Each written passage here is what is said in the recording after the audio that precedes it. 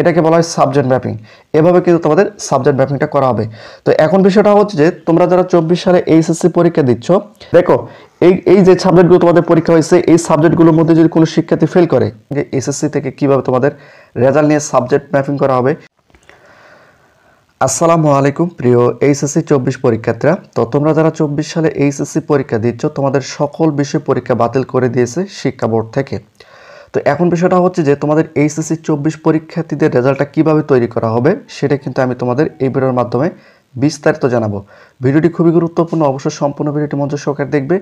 বিষয়টা হচ্ছে যে তোমরা যারা 24 সালে এইচএসসি পরীক্ষা দিচ্ছ, তো তোমাদের মধ্যে অনেক শিক্ষার্থী প্রশ্ন করতেছে যে আমরা এসএসসি পরীক্ষায় বিজ্ঞান বিভাগে পড়তাম, কিন্তু কলেজে ওঠার পর আমরা কমার্স বা আর্টসে এসেছি, সেক্ষেত্রে আমাদের রেজাল্টটা কীভাবে তৈরি করা হবে।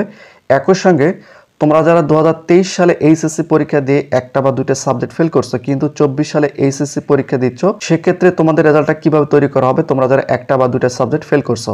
তো এই ভিডিওর মাধ্যমে বিস্তারিত জানাবো। একই সঙ্গে তোমাদের সাবজেক্ট ম্যাপিংটা কিভাবে করা হবে, একই সঙ্গে এসএসসি থেকে কিভাবে তোমাদের রেজাল্ট নিয়ে সাবজেক্ট ম্যাপিং করা হবে, সেটা কিন্তু এই ভিডিওর মাধ্যমে তোমরা জানতে পারবে। তো অবশ্যই তোমরা সম্পূর্ণ ভিডিওটি মনোযোগ সহকারে দেখবে। তো তোমরা যারা এখন এই চ্যানেলটিকে সাবস্ক্রাইব করো না, চ্যানেলটিকে সাবস্ক্রাইব করে রাখো। আর তোমাদের এইচএসসি 24 পরীক্ষার রেজাল্টটা কবে দিবে, অতি শীঘ্রই এই বিষয়ে কিন্তু শিক্ষা বোর্ড থেকে জানিয়ে দিবে। তো বিষয়টা হচ্ছে যে এইচএসসি 24 পরীক্ষার্থীদের দাবি ছিল যে তাদের অটোপাস না দিয়ে সাবজেক্ট ম্যাপিংয়ের মাধ্যমে তাদের রেজাল্টটা নির্ণয় করা হোক বা তাদের রেজাল্টটা দেওয়া হোক। তো তোমাদের একটু পরিষ্কার করে দেয়, দেখো এইচএসসি 24 রেজাল্ট তৈরি সাবজেক্ট ম্যাপিংয়ের ক্ষেত্রে আমি পরে পরিষ্কার করে দিচ্ছি। তো বিষয়টা হচ্ছে যে তোমাদের এসএসসি পরীক্ষায় চতুর্থ বিষয় কত পয়েন্ট ছিল, সেটা অবশ্যই তোমরা নিশ্চয়ই কমেন্ট করে জানাও। কারণ এই চতুর্থ বিষয়ের কারণে অনেক শিক্ষার্থীর রেজাল্ট খারাপ হবে। কেন খারাপ হবে সেটা আমি ভিডিওর মধ্যে বলে দেবো, তোমরা ভিডিওটি একটু মনোযোগ সহকারে দেখো। তো প্রথম অবস্থায় তোমাদের পরিষ্কার করে দেয় তোমাদের যে বিষয়গুলো পরীক্ষা হয়েছে। তোমরা এখানে দেখতে পাচ্ছ বাংলা তোমাদের হয়েছে, ইংরেজি হয়েছে, আইসিটি হয়েছে, পদার্থবিজ্ঞান হয়েছে, হিসাব বিজ্ঞান হয়েছে, যুক্তিবিদ্যা হয়েছে এবং ভূগোল প্রথম পত্র হয়েছে, কিন্তু ভূগোলের দ্বিতীয় পত্র পরীক্ষা হয়নি। তো এখন বিষয়টা হচ্ছে যে এই যে সাবজেক্টগুলো তোমাদের পরীক্ষা হয়েছে, তোমরা এখানে দেখতে পাচ্ছ এই কয়েকটা সাবজেক্ট পরীক্ষা হয়েছে, এই কয়েকটা খাতার শিক্ষকরা দেখবে। এখন এখানে তোমাদের বোঝানোর ক্ষেত্রে বলি, কোনো শিক্ষার্থী যদি আইসিটিতে ফেল করে, যদি ফেল করে, সেক্ষেত্রে তার কিন্তু এইচএসসি 24 পরীক্ষায় সে কিন্তু ফেল করবে। কোনো শিক্ষার্থী যদি ইংরেজিতে ফেল করে, সেক্ষেত্রে 24 সালে এইচএসসি পরীক্ষায় ইংরেজিতে সে ফেল করবে। কারণ তোমাদের যে বিষয়গুলো পরীক্ষা হয়েছে, এই পরীক্ষাগুলোর মধ্যে যদি কোনো শিক্ষার্থী ফেল করে, তাহলে তার এইচএসসি 24 পরীক্ষায় ফেল করবে। কারণ একটা সাবজেক্ট ফেল মানে সে 24 সালে এইচএসসি পরীক্ষায় ফেল করলো।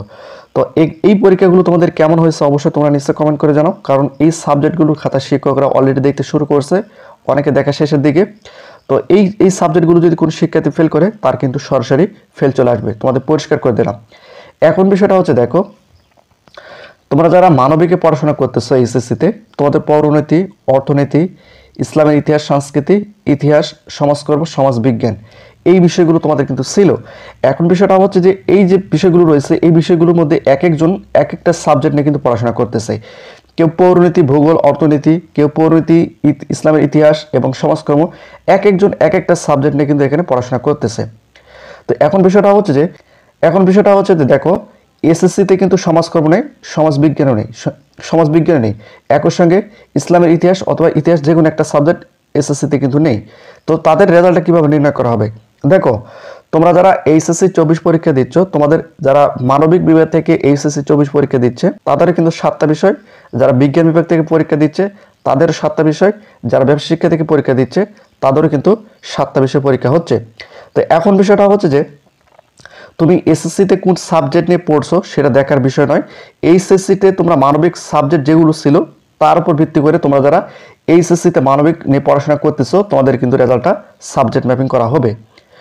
আমি তোমাদের আবারও পরিষ্কার করে দেই, তোমরা যারা মানবিক বিভাগ থেকে এইচএসসি 24 পরীক্ষা দিয়েছো, সেক্ষেত্রে তোমরা যারা এসএসসিতে মানবিকে ছিলে, তোমাদের কিন্তু ওই মানবিক সাবজেক্ট এসএসসির মানবিক সাবজেক্টের সঙ্গে এইচএসসির মানবিক সাবজেক্টের সঙ্গে কিন্তু তোমাদের সাবজেক্ট ম্যাপিং করা হবে। একই সঙ্গে তোমরা যারা ব্যবসা শিক্ষা শাখা নিয়ে এইচএসসি 24 পরীক্ষা দিয়েছো বা পরীক্ষা দিচ্ছিলে, তোমাদের ক্ষেত্রে কিন্তু সেম একই হবে। তোমরা যারা এসএসসিতে ব্যবসা শিক্ষা শাখা নিয়ে এসএসসি পরীক্ষা দিয়েছো, সেই সাবজেক্টের সঙ্গে কিন্তু তোমাদের ব্যবসা শিক্ষা শাখার সাবজেক্টের সাবজেক্ট ম্যাপিং করা হবে। এখন তুমি এইচএসসি পরীক্ষার যে সাবজেক্টগুলি নাও ব্যবসা শিক্ষা শাখা থেকে, তোমাদের এসএসসি পরীক্ষার ব্যবসা শিক্ষার সঙ্গে তোমাদের এইচএসসি ব্যবসা শিক্ষা শাখার সাবজেক্ট ম্যাপিং করা হবে। এখন এটা সম্পূর্ণ শিক্ষকেরা করবে, সেটা তোমাদের আমি পরে পরিষ্কার করে দিচ্ছি কীভাবে তোমাদের রেজাল্টটা টানা হবে বা কীভাবে তোমাদের রেজাল্টটা তৈরি করা হবে, কীভাবে কত পয়েন্ট নেওয়া হবে সেটা আমি তোমাদের দেখাচ্ছি।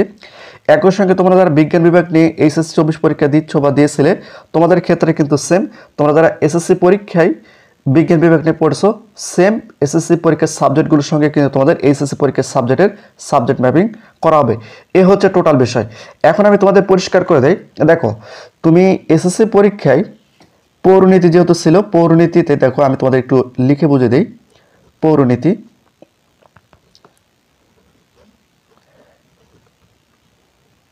এসএসসিতে পৌরনীতিতে তুমি পেয়েছো A+, কিন্তু এইচএসসিতে যেহেতু তোমাদের পৌরনীতি বিষয় পরীক্ষা হয়নি, সেক্ষেত্রে এইচএসসিতেও কিন্তু তোমাদের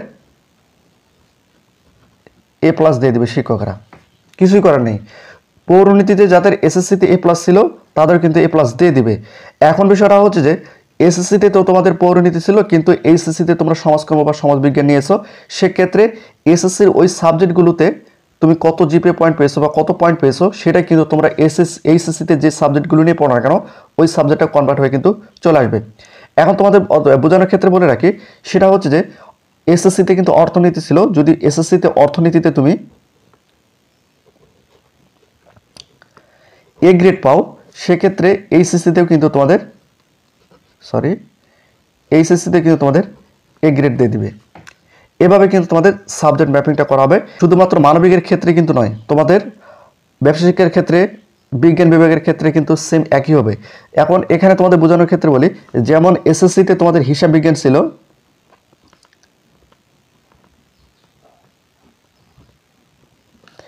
হিসাব বিজ্ঞানে তুমি A+ পেয়েছো। এখানে যেহেতু হিসাব বিজ্ঞানে, সেক্ষেত্রে এই যে তোমরা ব্যবসা শিক্ষা শাখা নিয়ে যে সাবজেক্টগুলো ছিল, যে কোনো একটা সাবজেক্টের সঙ্গে তোমাদের সাবজেক্ট ম্যাপিং করে তোমাদের এখানে A+ করে দেবে, যে কোনো একটা সাবজেক্টের সঙ্গে। কারণ তোমরা যারা এসএসসিতে ব্যবসা শিক্ষা নিয়ে পড়ছো, এইচএসসিতে ব্যবসা শিক্ষা নিয়ে পড়ছো, তোমাদের শুধুমাত্র এসএসসির নম্বরটা তোমাদের এইচএসসির ওই সাবজেক্টের নম্বরের সাবজেক্ট ম্যাপিং করে দেওয়া হবে। এভাবে কিন্তু বিজ্ঞান বিভাগের ক্ষেত্রেও কিন্তু সেম। রসায়নে তুমি যদি এসএসসিতে রসায়ন যদি তুমি A+ পাও, সেক্ষেত্রে এইচএসসিতেও তোমাদের A+ করে দেবে শিক্ষকরা। এটাকে বলা হয় সাবজেক্ট ম্যাপিং। এভাবে কিন্তু তোমাদের সাবজেক্ট ম্যাপিংটা করা হবে। তো এখন বিষয়টা হচ্ছে যে তোমরা যারা 24 সালে এইচএসসি পরীক্ষা দিচ্ছ, তোমরা এসএসসি পরীক্ষা দিয়েছো বিজ্ঞান বিভাগে, কিন্তু কলেজে উঠে তোমরা সায়েন্স বা কমার্সে নিয়েছো। এখন তোমাদের রেজাল্টটা কীভাবে তৈরি করা হবে, তোমাদের ক্ষেত্রে কিন্তু সেম। এখন তুমি বিজ্ঞান বিভাগের রসায়ন, পদার্থ, জীববিজ্ঞান এবং উচ্চতর গণিত বা কৃষি শিক্ষা নিয়ে পড়ছো। তো তুমি এখন যদি কলেজে উঠে যদি আর্টস বা কমার্স নাও, সেক্ষেত্রে সেম, তুমি রসায়নের যে পয়েন্টটা পাবা এইচএসসিতে যে 3টা বিষয় তোমাদের থাকবে, অথবা পৌরনীতি, ভূগোল, সেগুলোতে তোমাদের শুধুমাত্র তুমি রসায়ন যেটা পেয়েছো সেটা তোমাদের হয়তো পারও করে দিবে, পৌরনীতি পার করে দিল। অর্থাৎ তুমি এসএসসি পরীক্ষায় যে পয়েন্টটা পাবা সেটা সম্পূর্ণ তোমাদের এইচএসসিতে ট্রান্সফার হয়ে যাবে। তোমরা যারা বিভাগ পরিবর্তন করতেছো, তোমাদের ক্ষেত্রে সেম একইভাবে পার হয়ে যাবে। তোমরা যে 3টে সাবজেক্ট নিয়ে পড়ছো, যেমন রসায়ন, পদার্থ, জীব, আর তোমরা এই কলেজে উঠে তোমরা আর্টস নিয়েছো, পৌরনীতি, অর্থনীতি, ভূগোল, সেক্ষেত্রে তোমাদের রসায়ন, পদার্থ, জীব যে নম্বরটা পাবা সেটা ওই 3টে সাবজেক্টে ট্রান্সফার হয়ে যাবে। আর্টসে বা কমার্সে ওই 3টে সাবজেক্টে ট্রান্সফার হয়ে যাবে। আর চতুর্থ বিষয়টা একটু পরিষ্কার করে দেয়। দেখো, তুমি এসএসসি পরীক্ষায় যদি তোমাদের চতুর্থ বিষয় খারাপ হয়, এখানে তোমরা দেখতে পাচ্ছ কৃষি শিক্ষা, গার্হস্থ্য বিজ্ঞান, মনোবিজ্ঞান, মৃত্তিকা, পরিসংখ্যান, ইসলাম শিক্ষা, উচ্চতর গণিত, এই যে বিষয়, এখানে তোমাদের যে চতুর্থ বিষয়গুলো রয়েছে, তোমাদের এসএসসি পরীক্ষায় চতুর্থ বিষয় যদি ভালো নম্বর না থাকে, সেক্ষেত্রে এইচএসসিতে তোমাদের রেজাল্ট কিন্তু অনেকটা খারাপ হওয়ার সম্ভাবনা রয়েছে।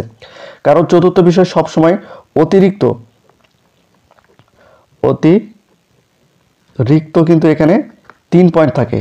এই 3টা পয়েন্ট কিন্তু তোমাদের মেইন পয়েন্টের সঙ্গে যোগ হয়ে যায়। তোমাদের এসএসসি পরীক্ষায় চতুর্থ বিষয় যদি A+ না থাকে, সেক্ষেত্রে কিন্তু অনেক বড় একটা তোমাদের রেজাল্ট খারাপ আসার সম্ভাবনা রয়েছে বা অনেক বড় সমস্যার সম্মুখীন কিন্তু তোমরা হবা। কারণ অতিরিক্ত চতুর্থ বিষয় যদি তোমাদের A+ না থাকে, সেক্ষেত্রে তোমাদের 3 পয়েন্ট কিন্তু মিস। যদি 4 পয়েন্ট থাকে, সেক্ষেত্রে 2 পয়েন্ট পাবা। যদি 3 পয়েন্ট থাকে, তাহলে 1 পয়েন্ট পাবা। তো বিষয়টা হচ্ছে যে চতুর্থ বিষয় তোমাদের কত পয়েন্ট ছিল সেটা অবশ্যই তোমরা নিচে কমেন্ট করে জানাও।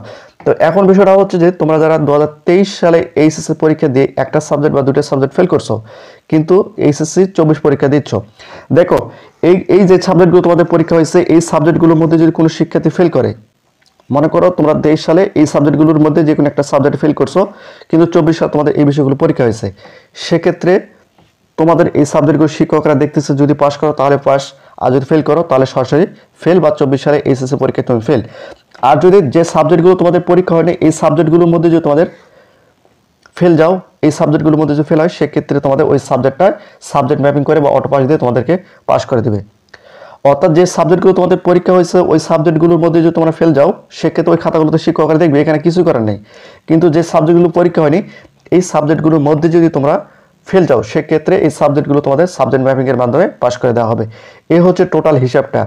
তো তোমাদের যদি বুঝতে কোনো সমস্যা হয়ে থাকে অবশ্যই তোমরা সেটা নিশ্চয়ই কমেন্ট করে জানাতে পারো, কারণ এই সাবজেক্ট ম্যাপিংয়ের মাধ্যমে অনেক শিক্ষার্থীর ভালো রেজাল্ট হবে, অনেক শিক্ষার্থীর খারাপ রেজাল্ট হবে। বিশেষ করে যাদের এসএসসি পরীক্ষায় চতুর্থ বিষয়ে নম্বর কম আছে তাদের ক্ষেত্রে রেজাল্টটা অনেকটাই খারাপ হওয়ার সম্ভাবনা রয়েছে। তো প্রতিনিয়ত শিক্ষামূলক খুঁটিনাটি আপডেট ভিডিও পেতে অবশ্যই চ্যানেলটিকে সাবস্ক্রাইব করে রাখো।